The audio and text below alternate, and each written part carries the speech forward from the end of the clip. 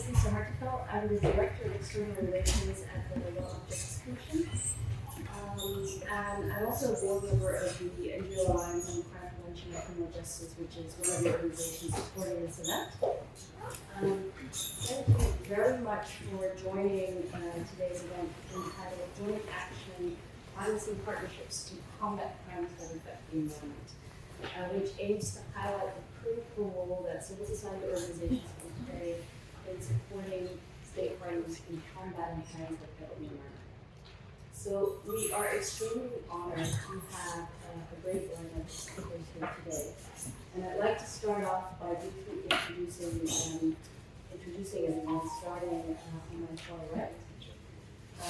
Really honored to have Dr. Marcus Player, Deputy Director General of Germany's Federal Ministry of Finance with us today. To his left, Her Excellency Ambassador Laura Popel, who is Ambassador to the Vienna Office of the United Nations. And then Mr. John Stanley, Chair of the Global Initiative on Wildlife Crime. And we also have a champion and a colleague of John's with us today, but she will be participating through video, but I do want to make a point of mention. Her name is Sarah Maston, and she's co-chair of Impact Technology Champions of the Global Initiative to End Wildlife Crime. And then moving to my left, Christina Ammerhauser, Senior Analyst at UNTOC. And then Carlos Sanchez de la Aguila, Minister Counselor of the Permanent Mission Peru. And lastly, Juliette Bigot, welcome, First Secretary of UNODC Affairs of the Permanent Mission France. Thank you very much for being here today.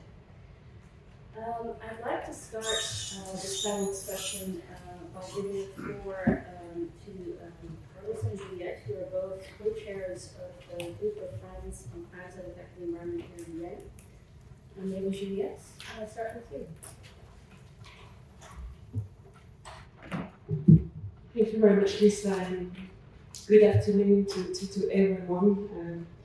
I am really pleased to be here with Carlos because we've been working a lot with Peruvian mission on how to achieve our objectives to prevent and fight crimes that affect the environment in the Vienna umbrella, and this is to say under UNTOC, but also under UNTOC and at the CCPCJ and just to achieve our goals for the next Crime Congress. And this group of friends, this like-minded coalition we managed to forge with 25 countries, and thank you to the ambassador for being here with the US, also present, and many other actors from all regional groups, is one of the main achievements that we reached so far in the last month. And you all know we have a resolution right now, which is being discussed, so that's why we're a bit stressed. This is a resolution that we tabled France, Peru, and Brazil to prevent and fight crimes that affect the environment, falling within this group of UNTOC. And I think this like-minded group and working with civil society is really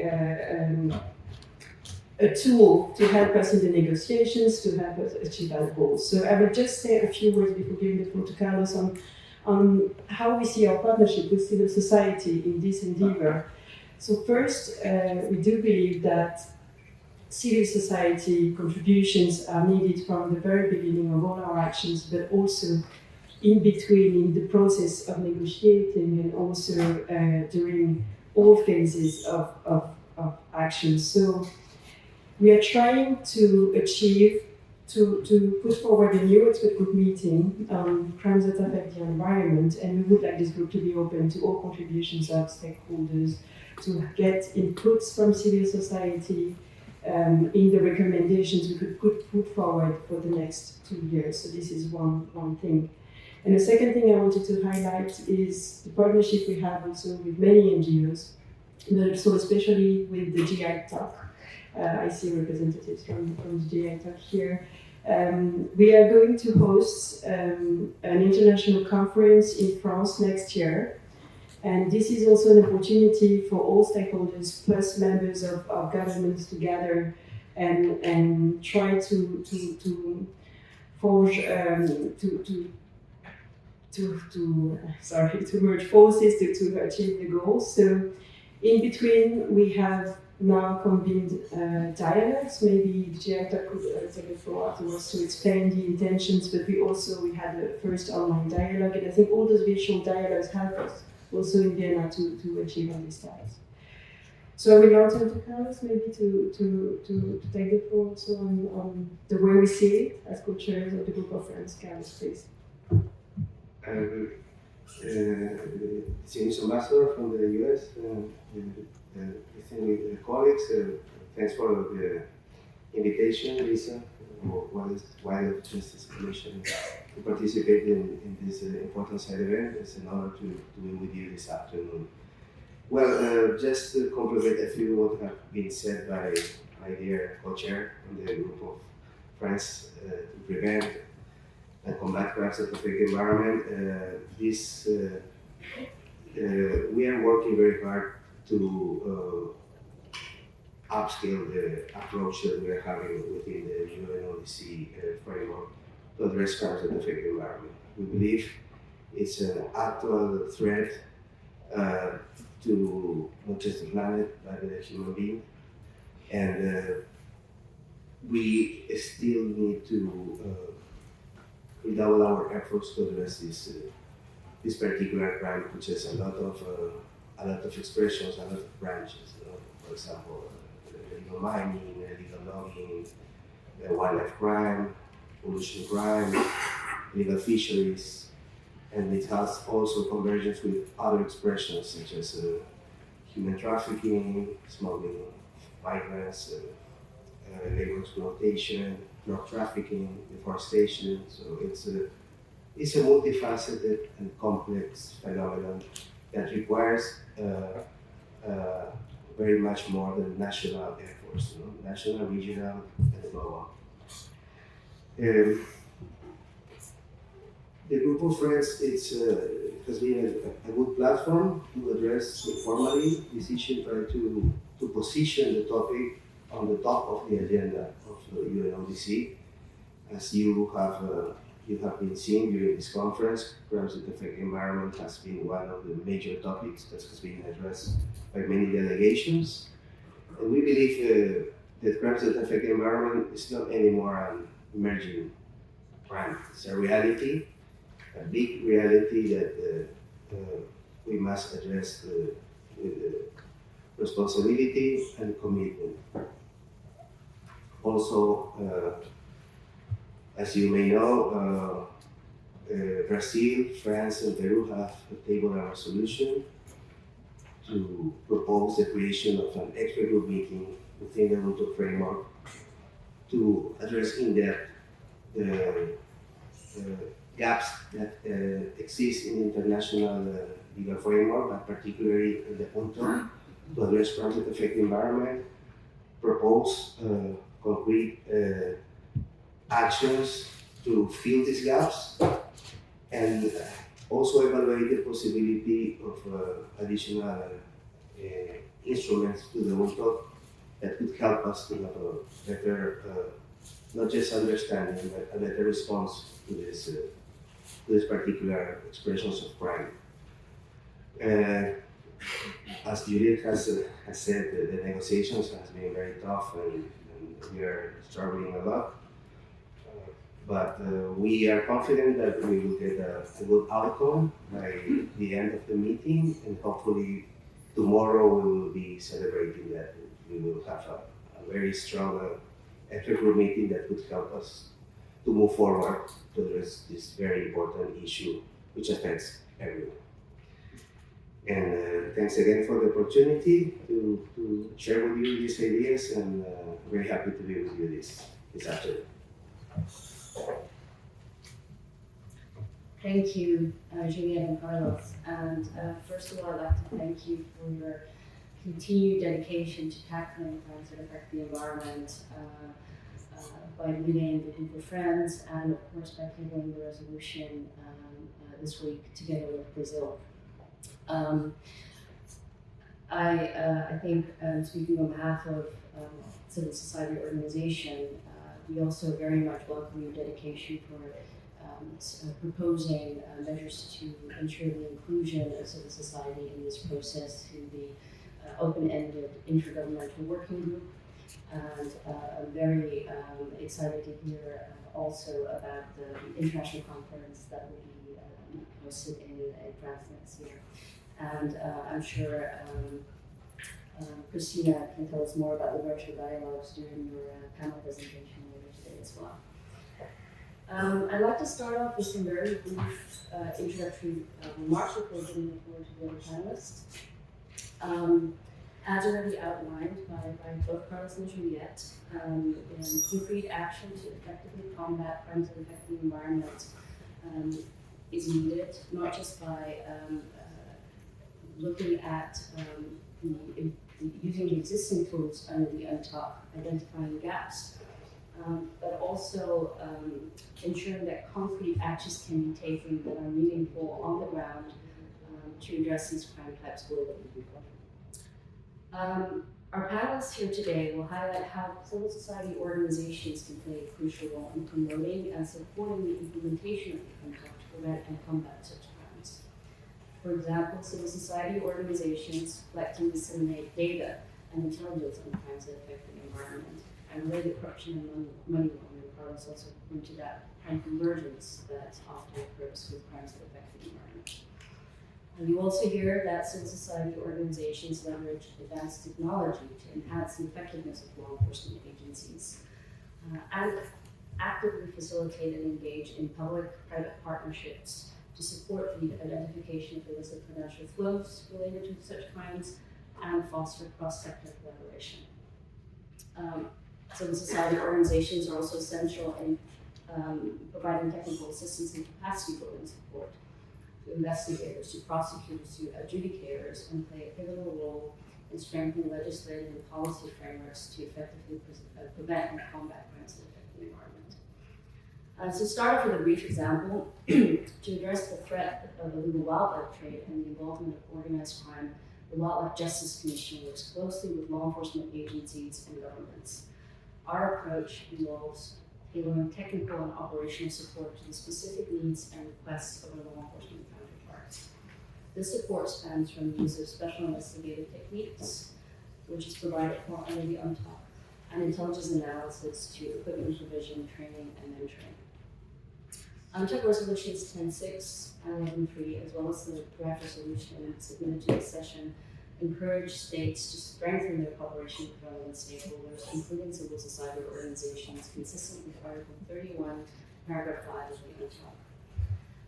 I'd like to reiterate that as civil society, we really welcome the recognition by Brazil, France, and Peru in the draft resolution that civil society organizations play a crucial role in identifying, detecting, and reporting areas of awareness of such crimes or related offenses.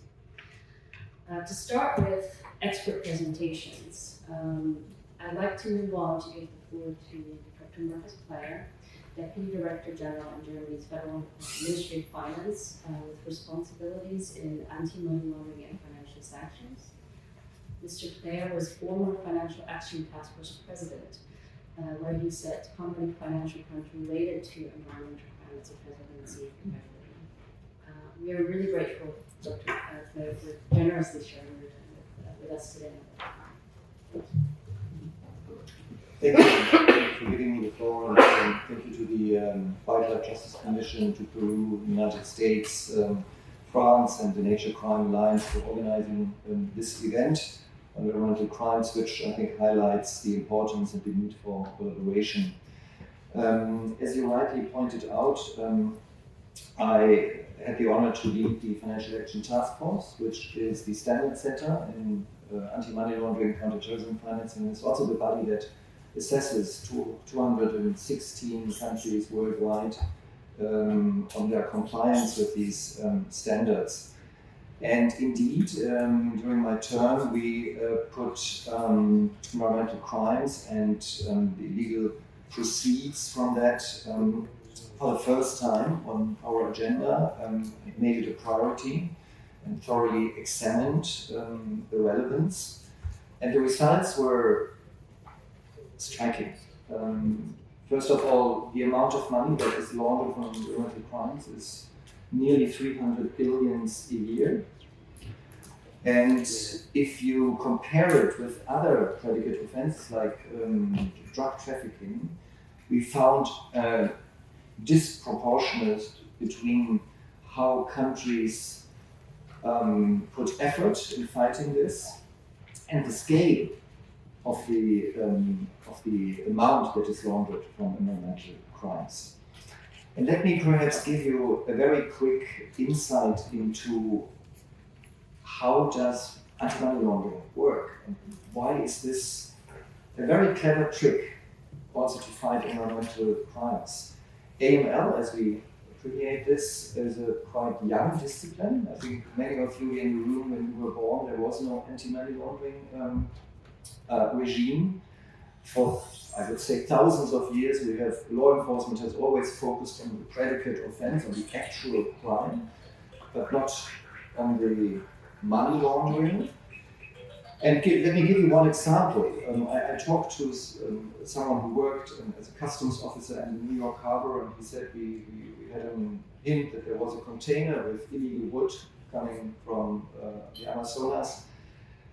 And we opened it, and we found it. And which criminals could we detect and investigate? It were just the traders, and maybe the transport company was involved. But we never come through to the actual bosses, to the networks.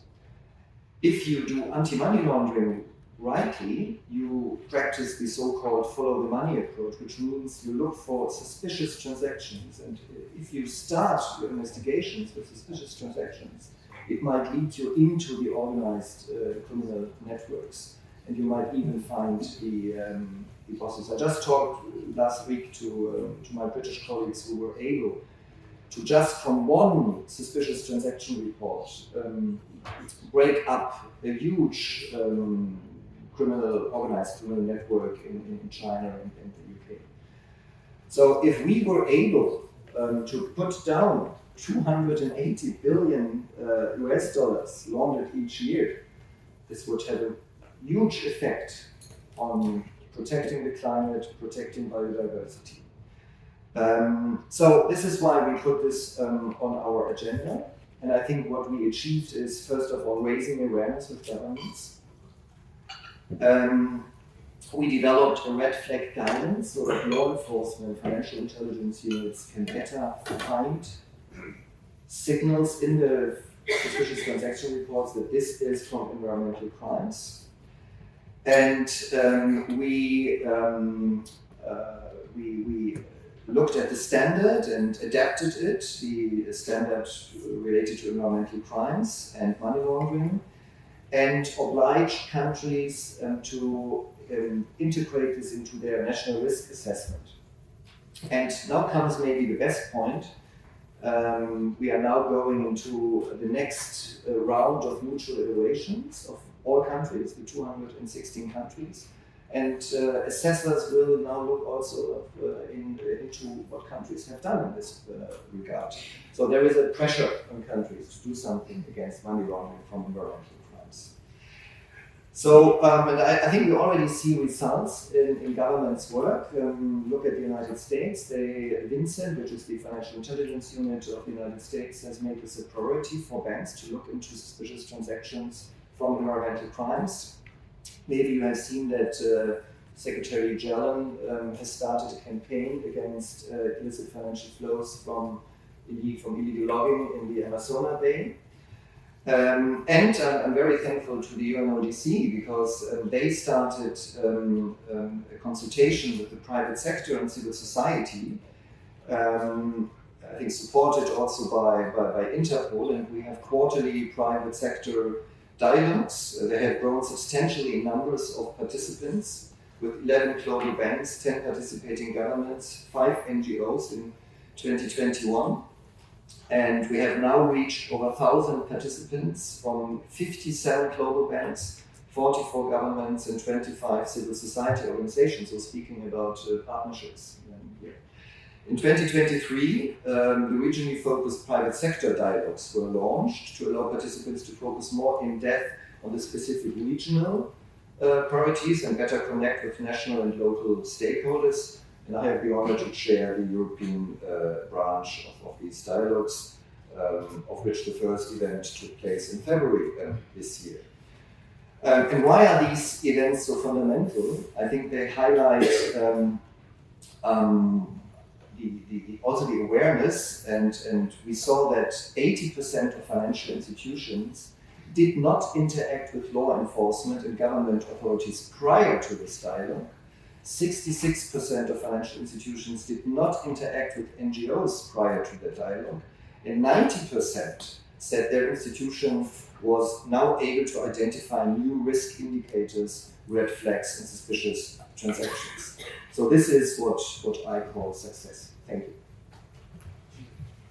Thank you very much, Dr. Blair. I think it was an eye-opener, some of the figures that you mentioned in terms of the scope of the money laundering concern with crimes that affect the environment, and what a game changer vulnerability can make. And I think the example that you gave of the private sector dialogues, which is, I think, a fantastic example on how facilitated through UNODC, and I believe the Nature Crime Alliance also plays a very big role in supporting those dialogues, how that facilitated dialogue and partnerships between multi-stakeholders, including civil society and the private sector, and those percentages that you named there are really quite impressive in such a short time. Thank you so much. And Dr. Clare, I also know that you have a commitment to speak at another event after ours, so I would already like to take the opportunity to thank you for your remarks. And I do know that your colleague Lynn Schlimmman from the Nature Crime Alliance would be able to answer any questions on the topic of your presentations in your absence at the end of the panel session. Thank you. I'd now like to move on to the person sitting next to John. John, I'd love to give you the floor and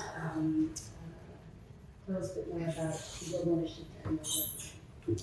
Great, thank you, Lisa. Good afternoon, all. Thanks for joining us, and a huge thanks to France, Peru, and the United States for hosting today's event together with all of these sponsoring organisations.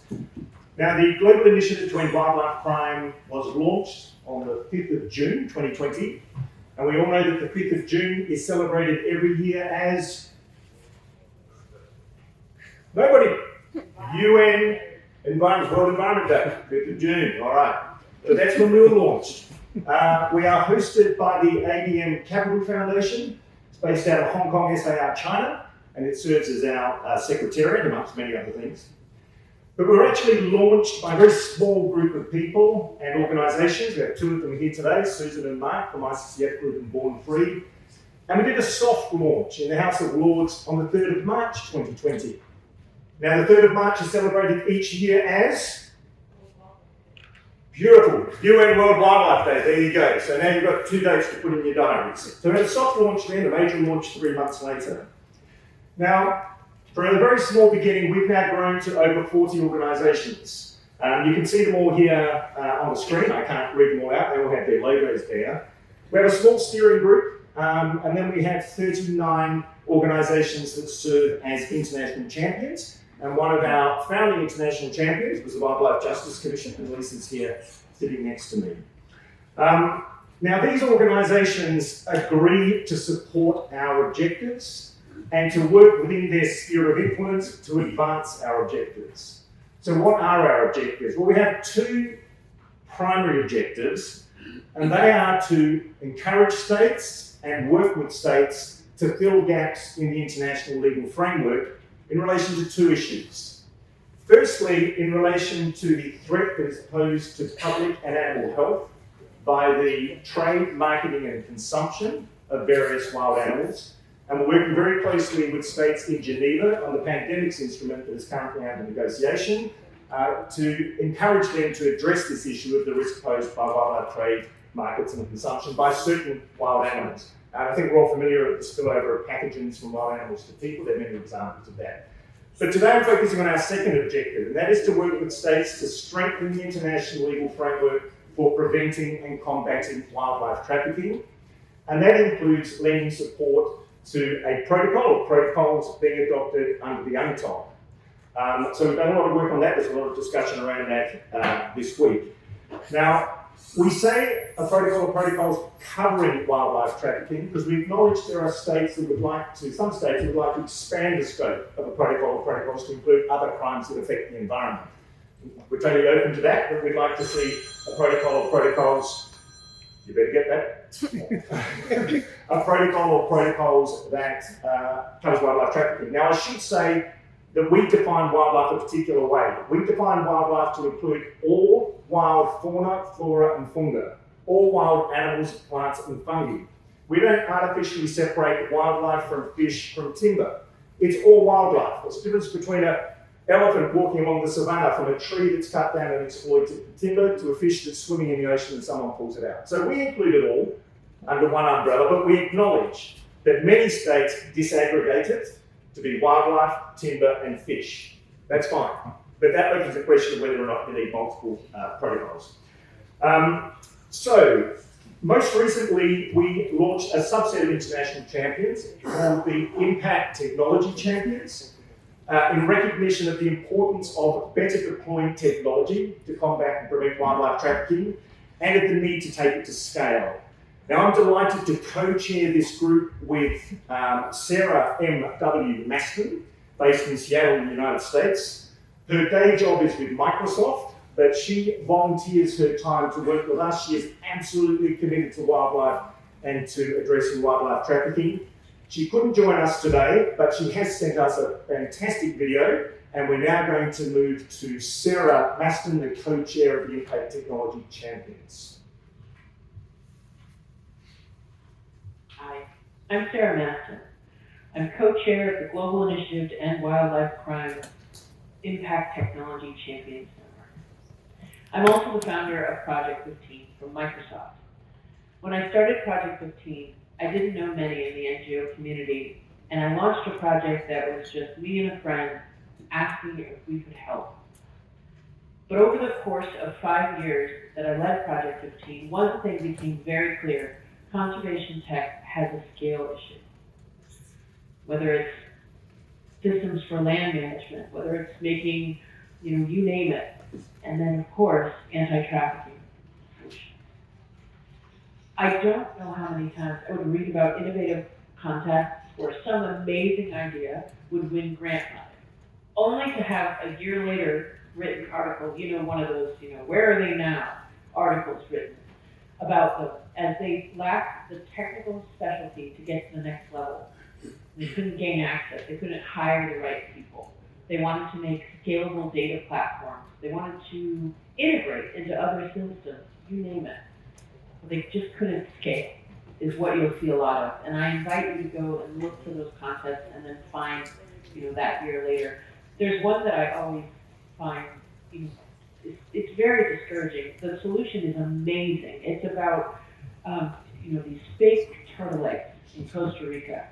And, there was an NGO, I'm totally blanking on the name right now, I apologize, but if you look it up, you'll find so many articles about this project. It was amazing. And they won a bunch of contests, and they were all over the news. And the first thing I thought, if you had made just an ingenious way to catch poachers, and you made a fake egg that you could track and then find the poachers, amazing, right?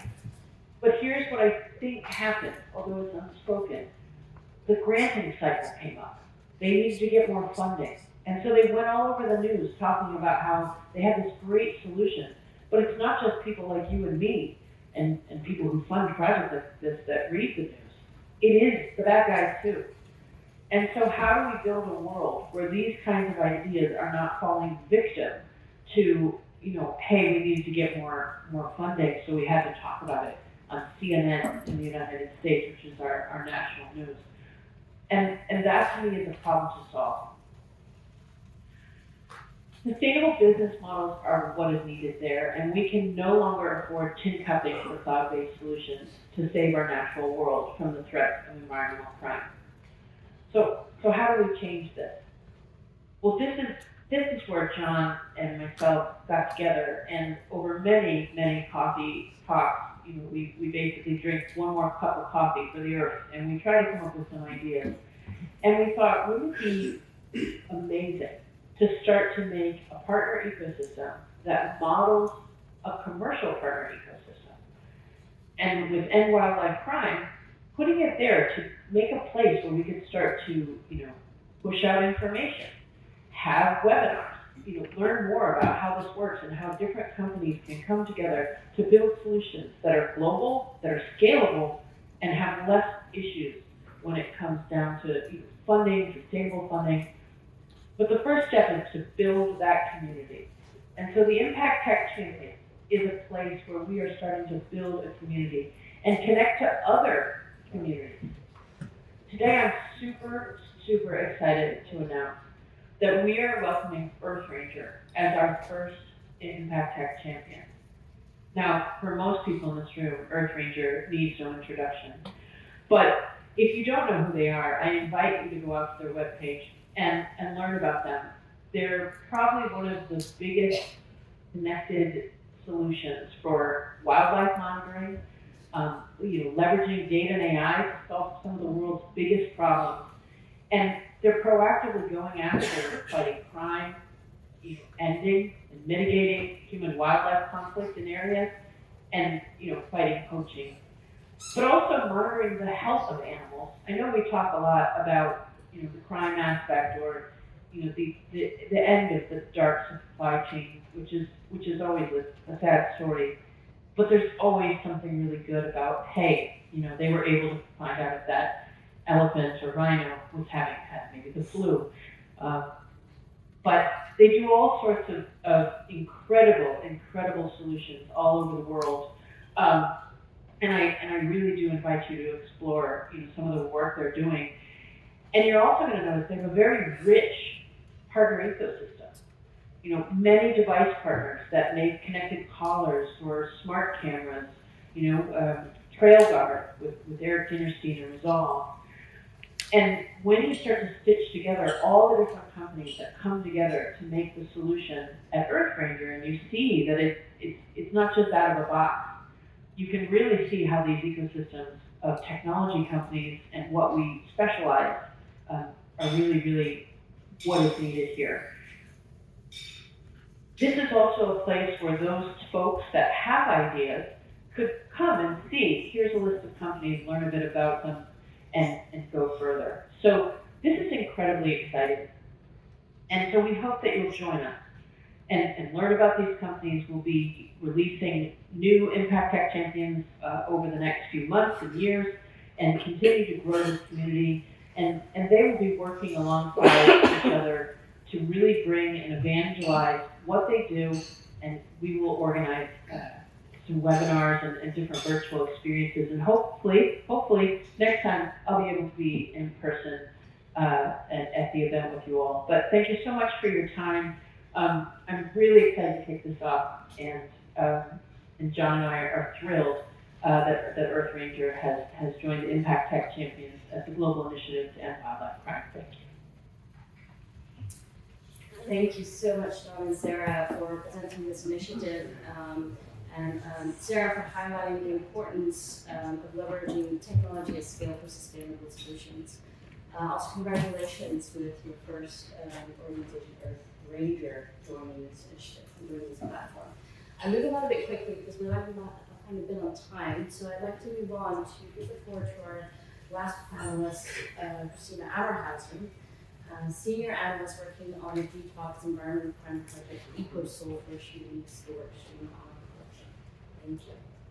Thank you very much, Lisa, and thank you very much for the invitation and the opportunity to join the panel here today. The two core topics of the side event, the role of civil society in responding to illicit economies, and the importance of partnership and cooperation, are both core of the work of our work at the Global Initiative.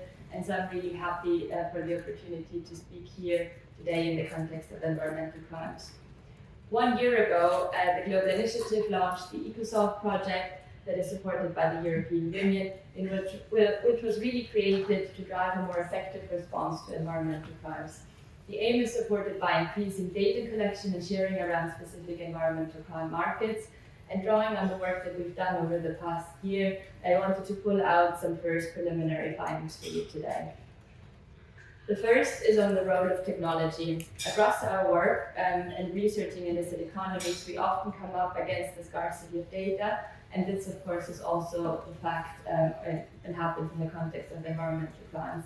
The result has been to question what data is really essential to collect about illicit economies, and what do we need to know in order to be able to design better responses to illicit markets and to disrupt their impact. As one of our activities under EcoSolve, we've been developing a global monitoring system, which you can see here a little bit on the slide today. And this monitors the online illegal wildlife trade. We launched a platform earlier this month, which collects and analyzes information of key illicit online wildlife markets, which are prevalent on social media and e-commerce websites. We're doing this through our data hubs, which are currently based in South Africa, Thailand, and Brazil, but there are more to come. And we're at the moment currently monitoring these sites.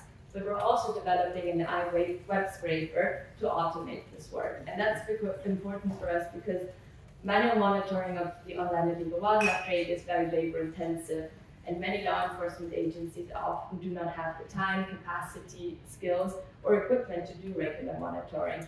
And so we think that automating these processes might help. Automating some of the processes would also allow access to more of the platforms and to monitor more species of illegal wildlife trade. And so we're hoping to roll out the web scraper across our data hubs later this year, and then if successful, hopefully also make it available to other users, including law enforcement agencies. The second point I quickly wanted to mention is around data sharing some of this data and other data that we're collecting through EcoSolves.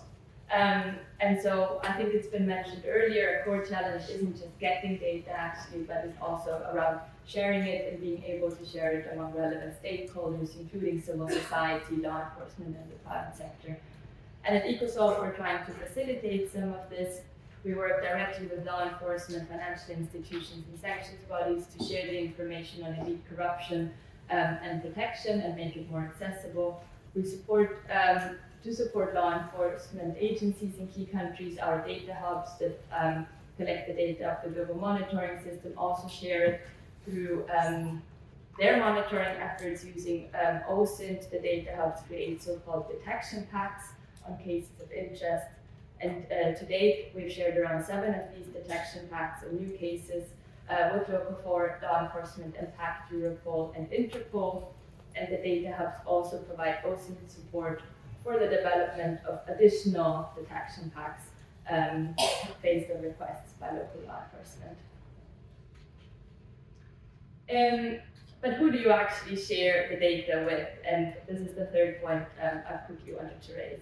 I mean, we always say we share with law enforcement, private sector, and civil society, but just as the trends in environmental crime change, so are actually the stakeholders that we're engaging with.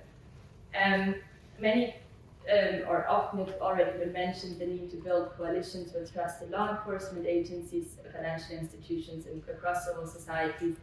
However, in many instances, as the commodities as well as the financial flows are either coming or going to places where there's little capacity and interest to deal with the issues. So for example, while we've been building up quite a lot of capacity engagement to spot and follow money flows related to environmental crime from Africa going to Europe and the US, many of the flows we now see going actually to Asia or the Middle East. And so this doesn't not only mean that we often need to rebuild the relationships there, but we also need to recognize that often these are places where there is still less interest and awareness on environmental crime. And many of the places are actually also the places where there's less space for civil society to operate. And so this underlines the need for local partnerships and building networks of engagement that are also national, regional, and global. And achieving impact and change requires the engagement of many diverse set of stakeholders. But we also need to realize that this has become more challenging due to geopolitical shifts. And so getting quickly to the fourth and final point I wanted to mention, this is around the importance of building local community resilience. And local communities are essential in responding to environmental crimes, since many prevention strategies overlook their perspectives. This gap weakens the effectiveness of law enforcement and at times worsens the situation by not accounting for the deep impacts on these communities. At ECOSOC, we recognize this challenge and prioritize building trust with these communities. We do this by visiting their territories, understanding their needs and challenges, inviting them to resilience dialogues. And the dialogues really also allow us to assess the environmental crimes affecting the areas, identify the community challenges, and explore ways to bridge the gap between law enforcement and local residents. Importantly, we identify and fund community-based initiatives that prevent environmental crimes and build resilience and that support collective action. We've already done this in Brazil and Indonesia, and we plan to expand it to the DRC and Colombia next year. And I actually wanted to share with you an example from Brazil, but I think I'm going to skip that now in the interest of time. But very happy to tell you more about it. And I also know that we have some of the community leaders that we're working with at the Global Initiative through our Resilience Fund in the room. So I also invite everybody to reach out to them and speak to them about their work that's happening on the ground. And just before I wrap up, I actually briefly wanted to hand over to my colleague Ian, who's here and who's leading our work also with Juliette and the work that was mentioned up in the beginning. So please, Ian, thanks. Thank you very much, Juliette. I was hiding behind this. I just want to thank Juliette for the reference to the work that we're doing together at the Global Initiative. And just to explain, as part of the EcoSolve project over the last few months, we've been focusing on the need to coordinate more on the multilateral level in the fight against different forms of environmental crimes. So we've actually developed a series of virtual dialogues, which many of you in the room I know were involved in, including a group of friends under the leadership of Carlos and Juliette, and many of the others participated. This was held in July, partly in preparation for this meeting, and I think that was a useful platform to have some of these discussions early. We intend to have the next virtual dialogue probably in December, which will be an opportunity to look back on this week, but also look at the other conferences that are happening around the world, whether it's biodiversity, climate change, and try and bring it all together in the same place. And we look forward to the further, hopefully, physical conferences working with France in the future. So thank you very much for the opportunity. Thank you so much, Christina and Ian. Christina for presenting the EcoSolve platform and including a number of things that it does, but including the role that civil society can play in providing data to inform law enforcement and private sector actions, and also a very important point that you highlight, the importance of involving local communities in these programs. Thank you also, Ian, for having the virtual dialogues, as well as Justice Commission. We're super happy to participate in that, and we can also attest to it being a great initiative to bring forward the discussion of what needs to happen on the topic of crimes that affect the environment. I'd now like to move on to hear from another key member state. And the United States of America, I think I can speak on behalf of all civil society, how grateful we are to the US in promoting the role of civil society engagement across all of the United Crime Forum. Thank you so much for supporting this event, and we are really honored to have you here today. I'd like to give the floor to Ambassador Holgate, US, for some closing remarks. Well, thank you so much, Lisa, and to the Wildlife Justice Commission, to our friends at UNTOC, all the other partners for bringing us together, and to all of you for joining us in the room today to discuss this critical topic. On behalf of the American people, I feel comfortable thanking the panel and everyone in the audience who has worked to advance these partnerships and to share the tools and opportunities for collaboration to counter crimes that affect the environment. I'm here today because the United States remains determined to end crimes that affect the environment, including nature crimes, criminal forms of logging, mining, wildlife trade, land conversion, and crimes associated with fishing. These crimes directly threaten stability and security globally, as we've heard so vividly in the comments from the other panelists today. A variety of stakeholders, including private sector, individuals, non-government organizations, The media, academia, and the scientific community play crucial roles in countering these crimes. Whether through raising awareness, developing new technologies, engaging the public, supporting law enforcement partners through their reporting and intelligence gathering, or a range of other activities, all of these advance our shared goals. We work with civil society partners in line with UNTOC provisions to collect and disseminate data, enhance the effectiveness of law enforcement agencies, and identify illicit financial flows. To enhance international cooperation and our law enforcement partnerships with each other, we also hope that countries consider adopting legislation that respects relevant domestic laws in the country of origin pertaining to the poaching, illegal take, transit, or trafficking of wildlife and timber, including parts and products. The United States does this today through the United States Lacey Act, one of the oldest and most important wildlife and forest protection laws, which bans the importation of wildlife, fish, and plants taken in violation of the laws of the source country. International cooperation and coordination strengthens and catalyzes actions to address these crimes, both individually and collectively, and helps leverage our limited resources for greater effectiveness. Spurring new partnerships also helps lead to creative solutions to address these multifaceted challenges. As part of this effort, the United States is proud to be a founding member of the Nature Crime Alliance.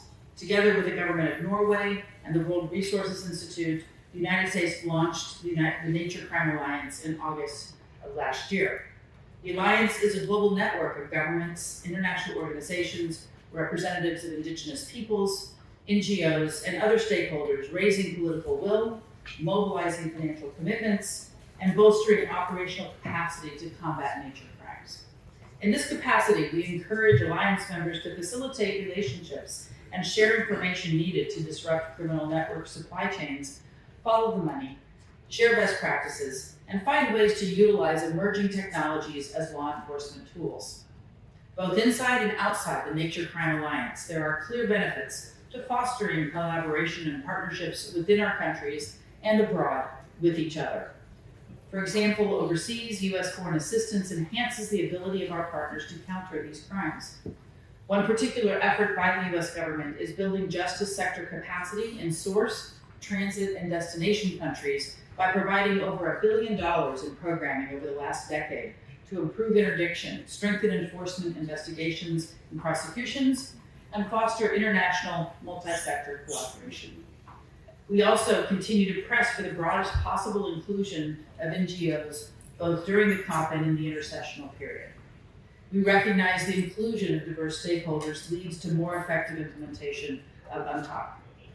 And on that note, and lastly, let me applaud our Nature Crime Alliance and other NGO and IGO partners here today, like UNODC, the World Justice Commission, and others, who have provided invaluable reporting and guidance on these crimes in the past year. We continue to benefit from your expertise, and I thank you for your passion, service, and partnership.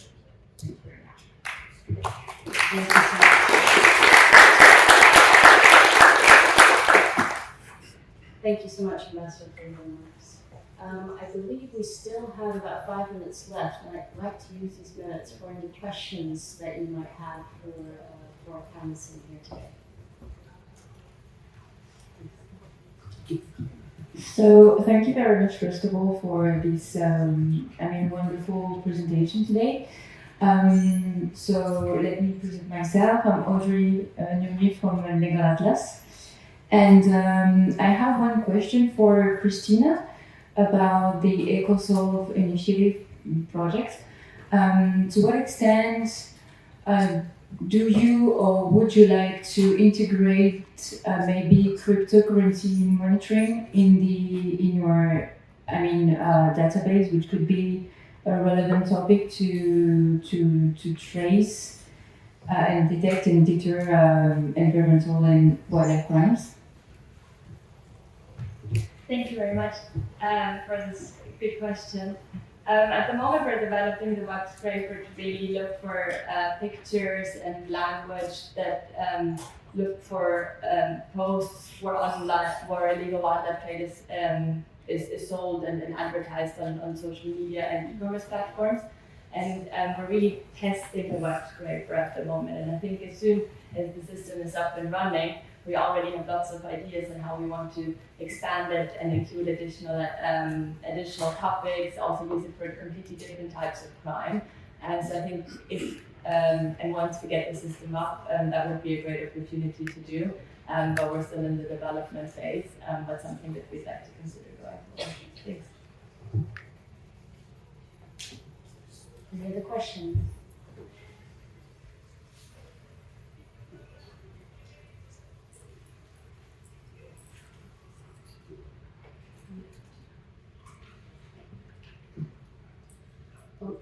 Okay.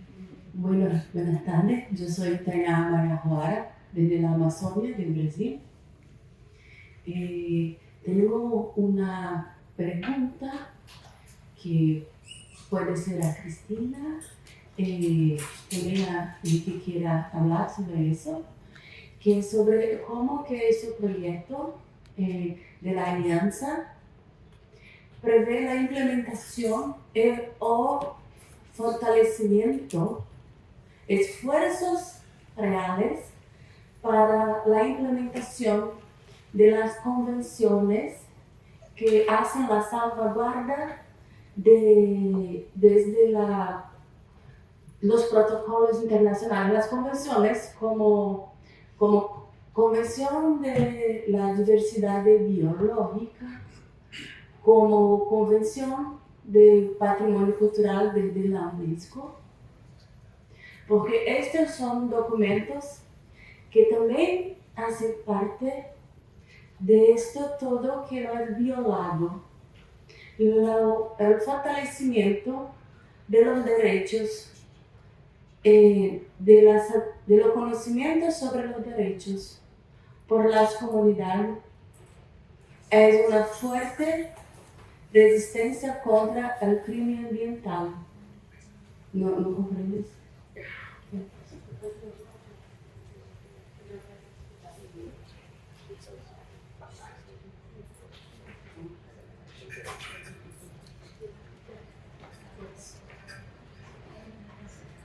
Thank you so much for your question. I would suggest, for the sake of time, because we have a fantastic event actually following our event, which I'd like to encourage everyone to stay in the room for.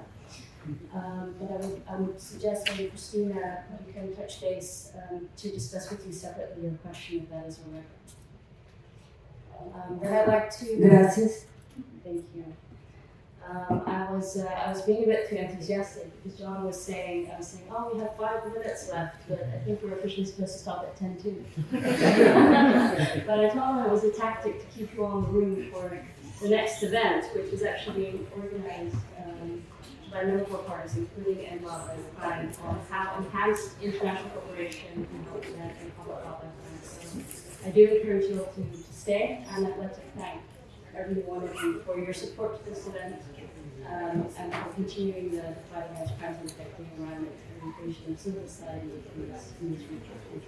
Thank you.